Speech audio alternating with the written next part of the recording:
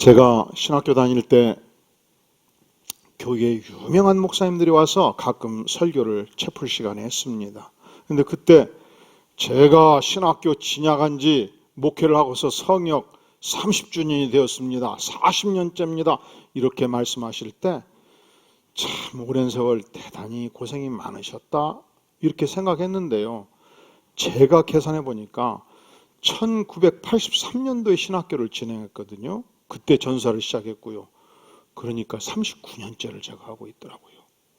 좀 놀래주세요.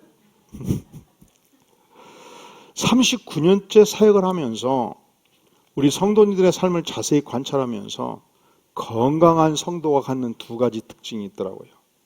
여러분은 건강한 성도십니까? 그럼 반드시 두 가지를 보유하고 있어요. 첫째로 내가 예수 십자가로 은혜 받고 구원받은 백성의 확신이 있어요. 구원의 확신을 갖고 있단 말이죠. 두 번째로 구원받은 그 이후 하나님의 말씀으로 무장해서 양육받고 자라서 신앙의 성숙을 기하고 있어요. 이 두 가지가 튼실하면 건강한 신앙입니다. 그리고 오늘날 전국에 7만 교회가 있다고 말하는데 놀랍게도 많은 교회들이 허약한 교회들이 많아요. 흔들리는 교회들이 많아요. 시험 받는 교회들이 많아요. 그런데 어떤 교회가 건강한 교회냐? 이 교회를 구성하는 중추 요원들이 장로, 권사, 안수집사, 집사님들이 모두가 확고한 구원의 확신을 가지고 하나님의 말씀으로 그리스도의 제자로서 탄탄하게 제자 훈련 받고 양육된 백성으로 가득 차 있으면 그 교회는 건강한 교회입니다. 튼실한 교회입니다. 그러니까 이 두 기둥이 아주 중요해요.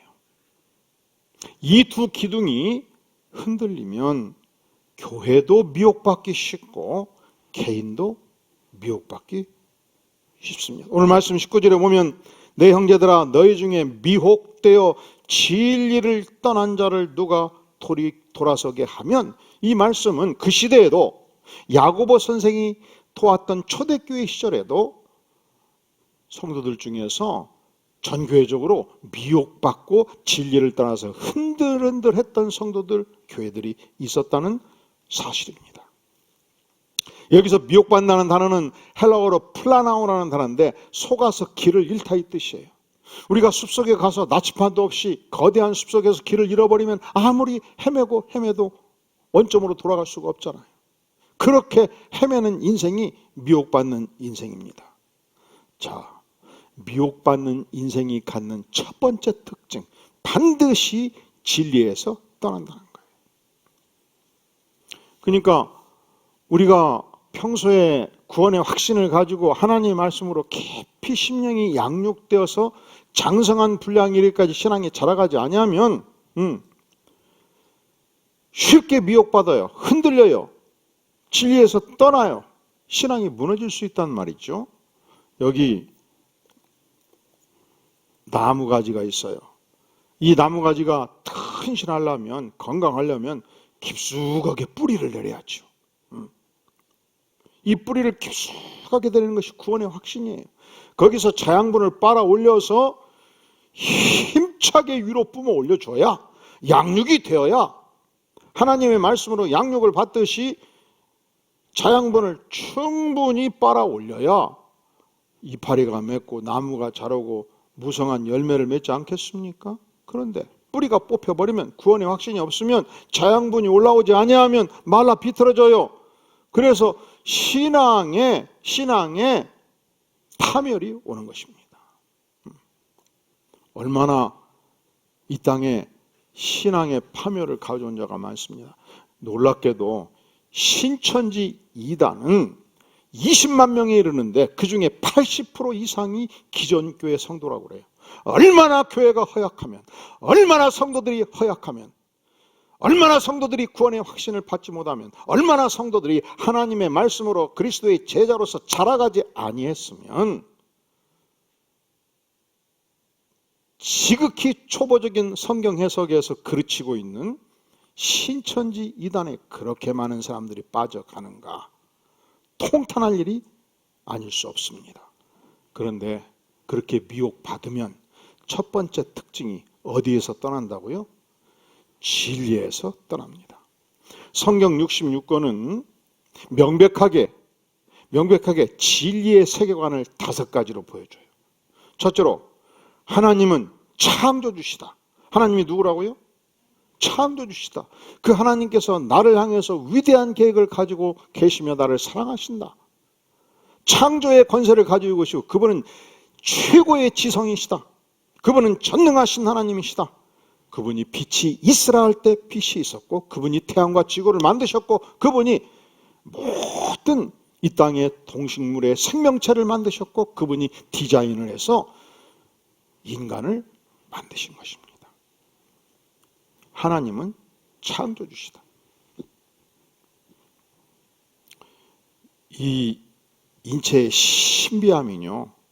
우리가 잠을 잘 때 자동 호흡을 쉬고 심장이 움직이고 우리가 아침에 먹은 것이 소화가 돼서 에너지가 돼가지고 움직이고 눈을 뜨고 세상을 보고 이 인체의 신비함은 결코 저절로 될 수 있는 일이 아니에요. 세상은 말합니다. 세상의 세계관은 말합니다. 우연히 먼지가 아메바가 되었다고 말하고 우연히 아메바가 원숭이까지 되었다고 말하고 우연히 아메바가 인간이 되었다라고 교과서에 쓰여 있어요. 거짓말입니다. 불가능해요. 사실은 최근에 생물학자들이 전통의 생물학자들이 원숭이의 DNA는 수십만 명이 지나도 원숭이의 DNA지 인간 DNA가 될 수 없다는 거예요. 하나님께서 종별로 창조하신 것을 바꿀 수가 없다는 거예요. 이게 생물학자들의 증언이에요. 돌아가신 CC의 창설자 김중근 목사님은 이 우연의 일치의 확률을 이렇게 표현합니다.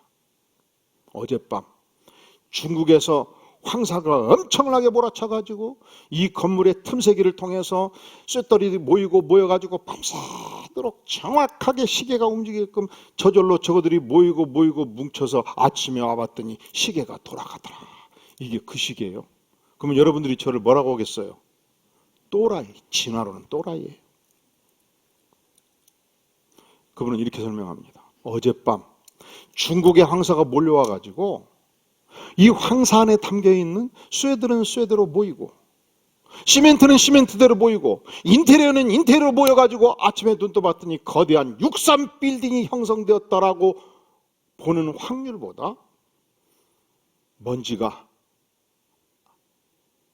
아메바가 되고 아메바가 원숭이가 되고 원숭이가 인간 될 확률이 더 어렵다는 거예요. 그러니까 여러분 이걸 믿는 것도 대단한 우리가 하나님 믿는 것보다 더 큰 믿음이에요. 엄청난 믿음이요. 여러분 그 믿음을 인정해 줘야 돼. 불가능한 믿음이야. 차라리 최고의 지성이신 전능하신 하나님께서 태초에 천지를 창조하시니라. 이게 믿기가 쉽잖아요. 두 번째로 그런데 인간은 이 하나님을 경배하고 사랑하기를 거부했습니다.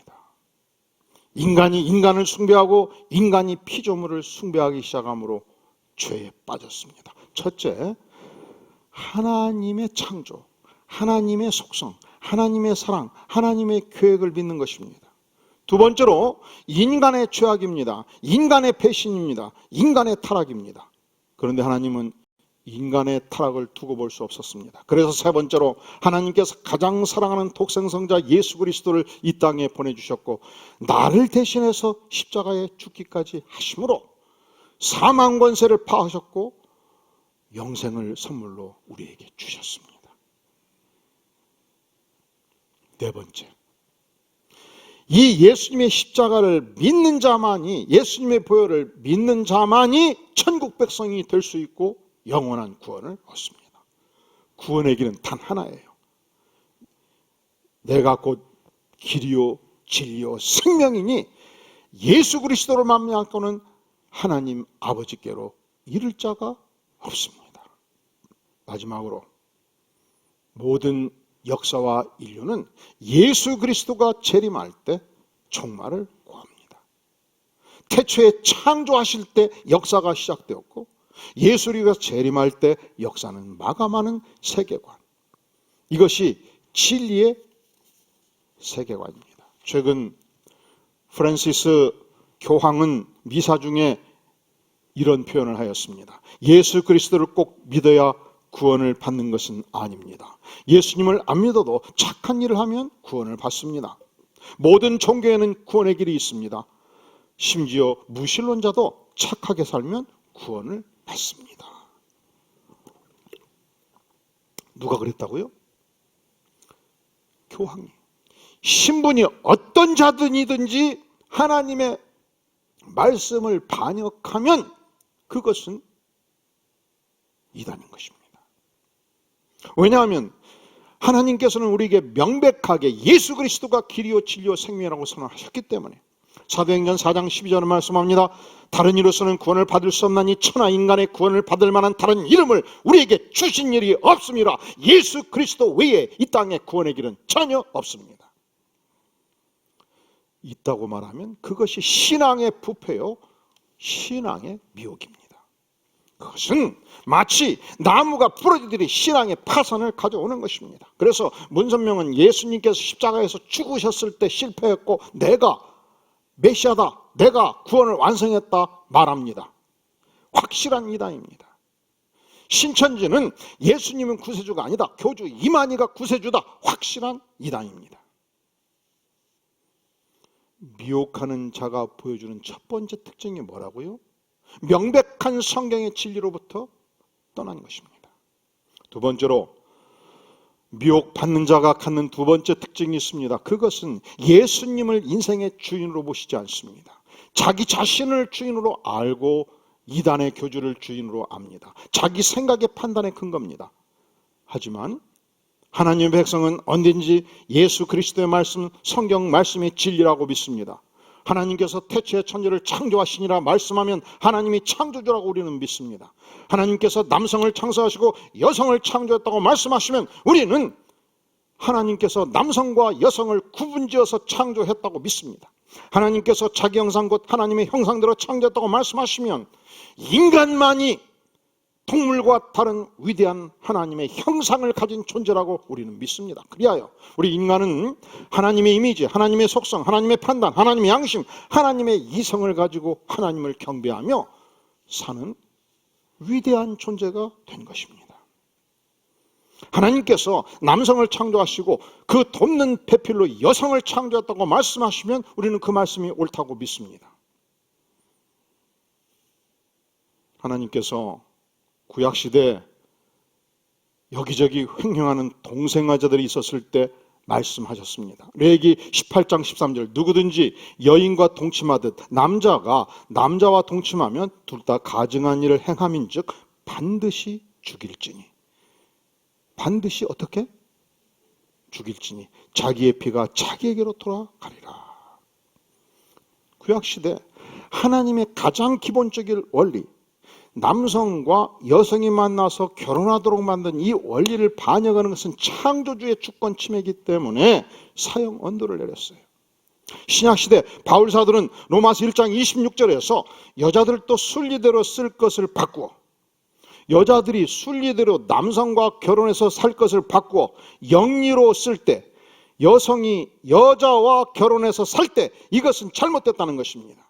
로마서 1장 27절 이와 같이 남자대로 순리대로 여자 쓰기를 버리고 남자가 여자와 사는 것을, 결혼 생활하는 것을 버리고 남자가 남자와 더불어 부끄러운 일을 행하여, 그러니까 동성애자의 행동 자체는 성경이 부끄러운 일이라고 확실하게 규정짓고 있는 거예요. 이것은 세상이 뭐라고 말하느냐와 다를 수 있어요.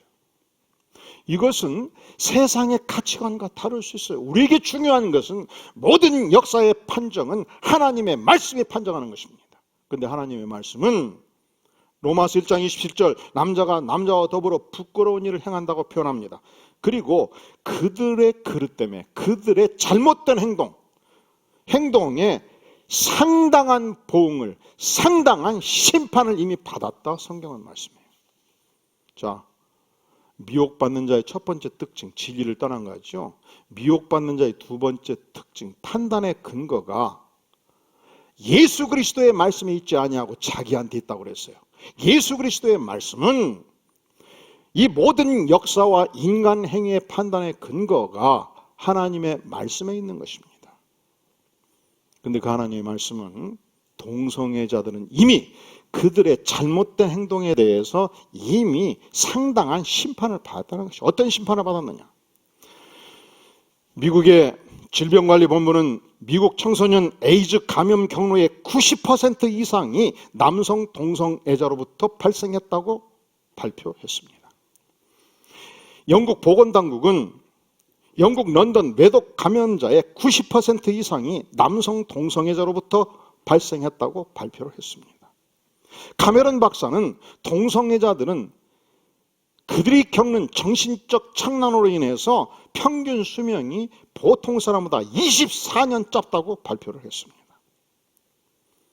보편적으로 통계는 남성 동성애자들은 1년에 파트너를 20명 이상 바꿔간다고 말합니다. 그리하여 남성 동성애자들은 10년 이상 동성애 생활을 할 경우 삶의 질이 현격히 떨어지고 자살의식이 높아지고 학문 관략까지 무너져서 지저귀를 차고 사는 비참한 삶을 인생 후반부 살아간다는 것입니다. 그런데 한국 국가인권위원회는 보도 준칙을 만들어서 지금까지 언급한 모든 의학적 기본 지식, 통계 자료를 발표할 것을 금지했습니다. 그리하여 1985년도 한국에 HIV 환자가 1명, 2000년도 200명, 15년 전에 2015년도 1200명, 2016년도 총 환자가 14,000명인데 그들을 여러분이 낸 모든 의료보험으로 전액 수백억을 들여서 치료해주고 있습니다.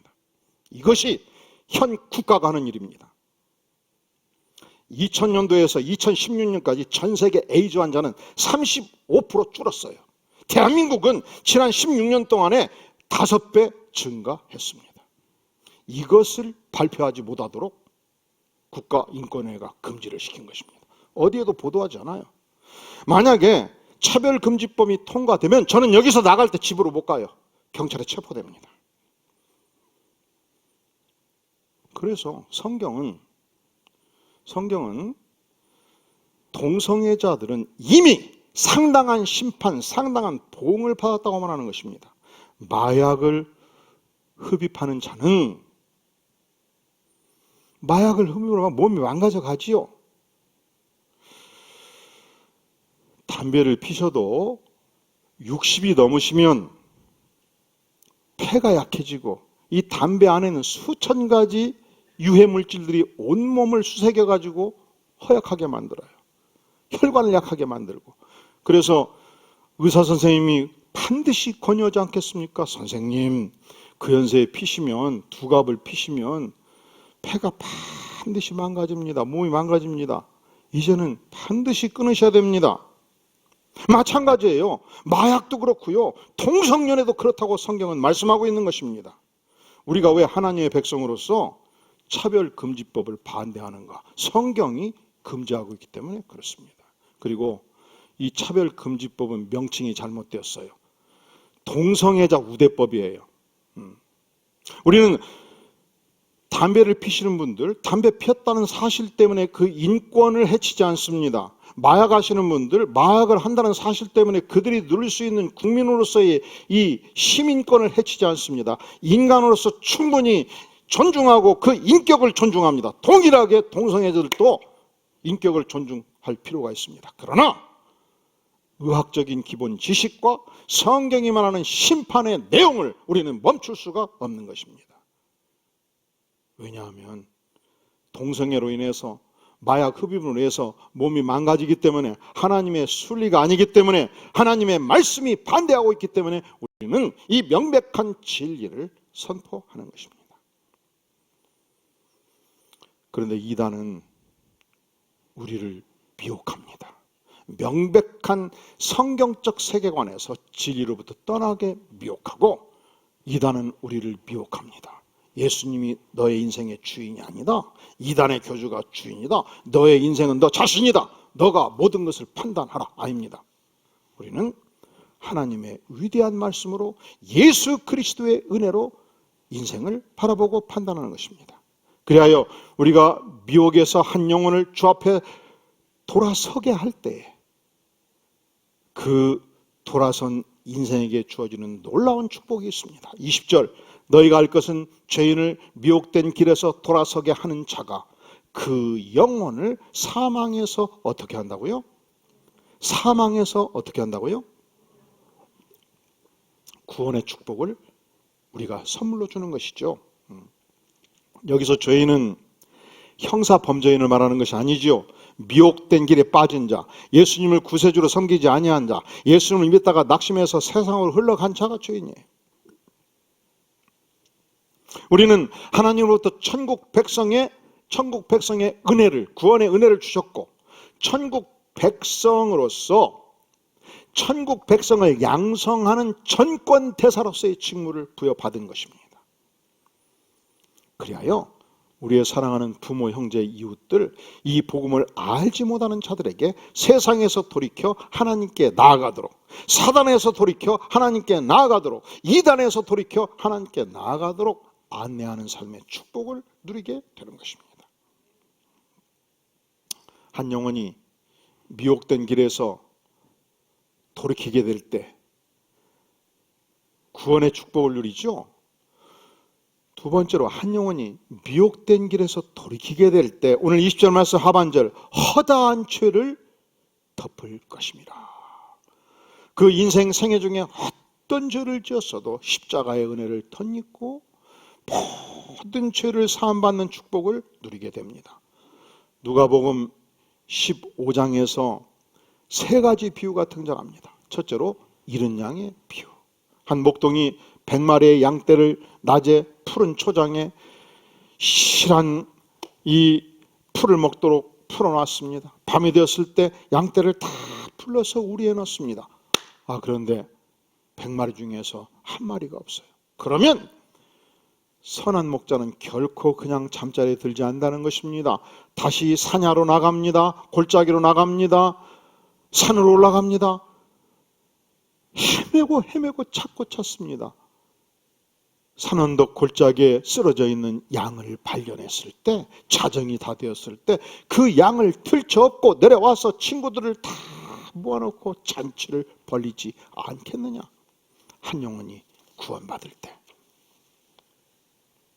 내가 너에게 이르노니 이와 같이 죄인 한 사람이 회개하면 하늘에서는 회개할 것이 없는 의인 99으로 말미암아 기뻐하는 것보다 더하리라. 하나님께서 천국의 잔치를 베푸십니다. 한 여인이 집안에서 값비싼 100만 원짜리 드라크마를 잃어버릴 때 찾고 찾지 않겠느냐? 찾을 때 얼마나 기뻐하지 않겠느냐? 둘째 아들이 허랑방탕하다가 다시 돌아왔을 때 아버지는 가락지를 끼워주고 전 주민들을 모아놓고 기쁨의 잔치를 벌리지 않겠느냐? 잃어버린 한 영혼, 그가 돌아올 때 천국의 잔치를 열겠다 주께서 말씀하십니다. 왜 그렇습니까? 한 영혼이 구원받았기 때문에. 왜 그렇습니까? 한 영혼 안에 있는 모든 죄가 사함 받고 영생을 얻었기 때문에. 우리가 예수님을 믿을 때 단회적으로 전 인생의 죄를 사함받아요. 그런데 단지 예수님을 믿었다고 해서 그걸로 내가 지금까지 살아왔던 어떤 고질적인 죄, 습관적인 죄, 각질같이 들러붙은 죄, 악독한 성품, 포악한 서품, 그 거친 형상은 즉각 안 변합니다. 그래서 성화의 과정이 필요해요. 세월을 통해서 우리가 기도하고 하나님의 말씀을 묵상하고 적용하면서 이 성장의 과정을 통해서 덕지덕지 온몸에 끼어있던 죄악의 떼꾸정물이 하나 둘 빠져나가기 시작하는 것입니다. 자, 진리로 돌아선 인생은 어떤 인생인가? 구원의 축복을 누리는 인생이에요. 진리로 돌아선 인생은 어떤 인생인가? 이 성화의 과정을 통해서 신앙의 성숙을 이루는 인생입니다. 교회에서 아름답게 전화간 이 성숙한 신앙인들을 볼 때마다 그 영광스러운 교제 앞에 얼마나 감동하고 감격하지 않습니까? 참 우리 권사님 같이 흠모할 아름다운 인격, 신앙의 인격을 가지면 얼마나 좋겠는가 이런 생각이 들 때 있지 않습니까? 한국교회에 1900년도 초기에 지어진 아주 유명한 교회가 전라북도 금산에 있습니다. 이 교회는 그 당시 남녀 유별이라 기역자로 남성은 오른쪽에서 예배드리고 여성은 왼쪽에서 예배드리고 그 중앙에서 목사님이 설교하고 남자가 여자 얼굴을 볼 수 없는 그런 교회가 지금도 금산에 있습니다. 당시 선교사들은 전주 서문박에 선교사촌을 세우고 당시 테이트 선교사는 이 호남권 일대를 말 타고 다니면서 전도를 했습니다. 그런데 전주에서 이 정읍을 가려면, 고창을 가려면, 광주를 가려면 반드시 금산, 원평을 지나야 됐습니다. 전주에서 제가 살았던 이평면을 갈래도 그 금산을 지나야 돼요. 근데 그곳에 유명한 부자 조덕삼 씨가 살고 있었습니다. 최근 그 국회의원을 했던 조세영 씨 할아버지예요. 그분이 논밭이 워낙 많았기 때문에 자기 논밭을 보고 다니려고 해도 걸어 다닐 수가 없어요. 어떻게 컸든지 말 타고 다녔습니다. 집안에 말이 있으면 마방이 있고 마부가 있어야 되지 않습니까? 그런데 어느 날 6살 때 부모를 잃고 고아가 된 한 소년이 굴러 들어왔습니다. 몸종을 사봤습니다. 마부일을 시켰습니다. 그런데 이 조덕산 어르신이 아들을 천자문을 가르치고 사서상경을 가르치는데 어깨너머로 마부가 몸종이 익히기 시작한 것입니다.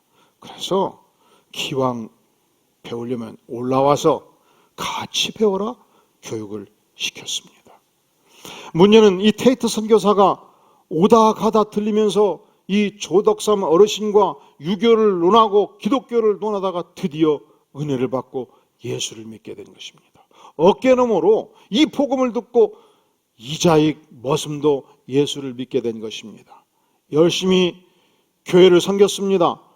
이 어르신이 땅을 내놓고 거금을 헌금해서 이 기역자 금산교회를 봉헌을 했는데 아름답게 교회가 자라가는데 드디어 때가 되어 1908년도 이제 조직계로서 장로 투표를 하게 된 거예요. 문제는 조덕삼 어르신 장로 탈락, 미달이 됐고 머슴 이자익 당선이 돼버린 거예요. 이건 그 시대의 혁명이었습니다. 교회가 술렁거렸습니다. 그리고 그 당시 서울 연동교회에서 몸종들이었던 하층 계급이었던 백정과 갑바치 천민 중에서 장로가 당선되었을 때 양반 전체가 교회를 빠져나와 가지고 안동교회를 설립을 한 전례가 있는 만큼 굉장한 긴장이 있었습니다. 그런데 조덕삼 어르신이 한 말씀 했어요. 우리 금산교회 성도님들은 참으로 훌륭한 일을 해냈습니다. 이자익 장로는 인격이 출중하고 신앙이 훌륭합니다. 저도 이자익 장로를 받들어 섬기며 열심히 교회를 세우겠습니다. 해서 장례의 팔수각차를 받게 된 것입니다. 2년 후 조덕삼 어르신도 그 교회 장로가 되었고, 그러면 어떻게 됩니까? 그동안은 집안에서는 이자익은 몸종이요. 교회 가면 이자익 장로님은 섬겨야 되고, 이것을 하나도 어렵게 생각하지 않고 수행을 했고, 어르신이 장로가 되었을 때 이자익 장로의 인격과 학식을 알고 그 설교적 능력을 알고 평양 신학교를 권면을 해서 학비와 생활비 전체를 뒷받침을 하고, 그리고 신학교를 마쳤을 때 금산교회 담임 목사로 청빙을 한 것입니다. 조덕삼 장로는 3.1운동 때 열심히 3.1운동 앞장서서 뒷받침하다가 결국 그의 세상을 뜹니다. 이자익 목사는 목을 놓아 울고 평생 은인의 유지를 받들어서 신사참배를 거부하고 창씨계명을 거부하고 농촌 목회에 전념하다가 해방되지요. 그리고 워낙 신학인격이 출중한지라 장로교 총회장을 3번, 유일하게 3번을 역임을 했고, 광복 후 이승만 정권 당시 장관의 제의를 받았음에도 불구하고 나는 농촌 목회에 전념하겠노라 마지막까지 전선하며 목회를 했던 인물입니다. 우리가 예수님 믿고 구원을 받으면, 그리고 예수님 안에서 하나님의 말씀으로 양육받고 신앙의 성숙을 기하면 인격관계의 만남이, 형님과 동생의 만남이, 성도와 성도의 만남이 그 신앙인격의 아름다움으로, 신앙인격의 영광스러움으로 교제의 축복을 누리게 되는 것입니다. 우리 안디옥교회 모든 성도님들이 2021년도 이 축복을 누릴 수 있기를 주의 이름으로 축원합니다. 기도하시겠습니다. 영광의 주님 감사합니다. 우리에게 십자가의 보혈로 구원의 은총을 베풀어 주시니 감사하며, 또한 하나님의 말씀으로 무장해서 예수 그리스도의 제자로 자라가는 삶의 축복을 허락하시니 감사를 드립니다. 우리 모든 교우들이 일체월장 신앙이 자라가서 영광스러운 신앙 인격의 영롱한 아름다움을 주께 드리며 교제하는 축복을 넘치게 허락하여 주시옵소서. 예수님의 이름으로 간절히 기도하옵나이다. 아멘.